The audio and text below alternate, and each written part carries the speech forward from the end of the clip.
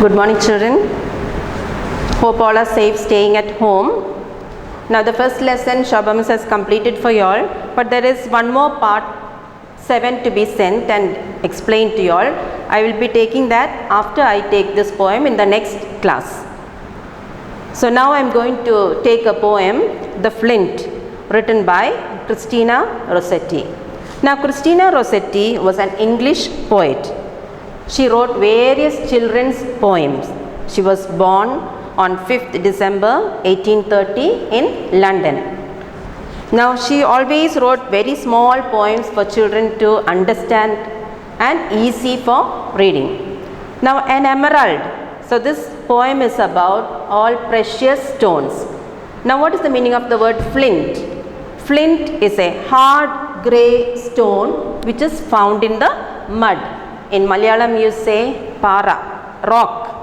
So an emerald is as green as grass, a ruby red as blood, a sapphire shines as blue as heaven, a flint lies in the mud. Now I told you a flint is a very hard greyish color stone. It is found always in the mud. But when it is compared to the precious stones like emerald, ruby, sapphire, the flint is nothing when compared to all the other precious stones, because all the other precious stones are famous for their beauty, because they are all very precious. But the flint, nobody cares for the flint. Flint is always lying in the mud. People don't know the use of the flint. Actually, the flint is more useful than these stones of beauty like emerald, ruby, sapphire. Because using the flint, two flint together, you rub against each other, you get fire. You are able to start a fire. But there is no other usefulness of these precious stones like emerald. Now, what is the color of emerald? The poet is comparing the emerald to grass.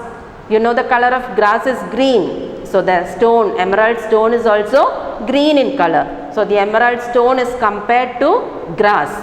An emerald is as green as grass. Now the ruby, you know the color of blood, red. So the ruby is compared to the color of blood. A sapphire shines as blue as heaven. Always when you think of heaven, the sky, the word blue color comes to your mind. So the poet is saying the sky is also compared to the sapphire, which is blue in color.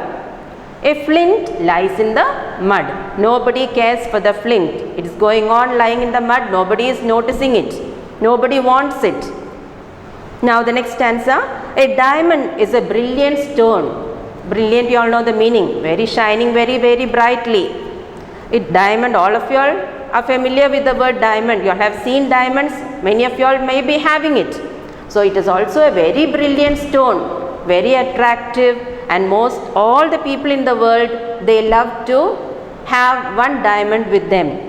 A diamond is a brilliant stone to catch the world's desire. To catch the world's desire means people all over the world want to have a diamond with them. They love to have a diamond with them. An opal holds fiery spark, but a flint holds fire. Now opal is also another precious stone. It is able to absorb different colors. But a flint holds fire. Holds fire means it is able to start a fire. Now all these other precious stones, it is not of any use. It is only a thing of beauty. But a flint, you can start fire by rubbing two flints together. That is the most usefulness of a flint when compared to the other precious stones. Now you all read the poem well, children. Study the meanings given there, and I will be sending you all the notes and answers after I explain it in the next class. Okay.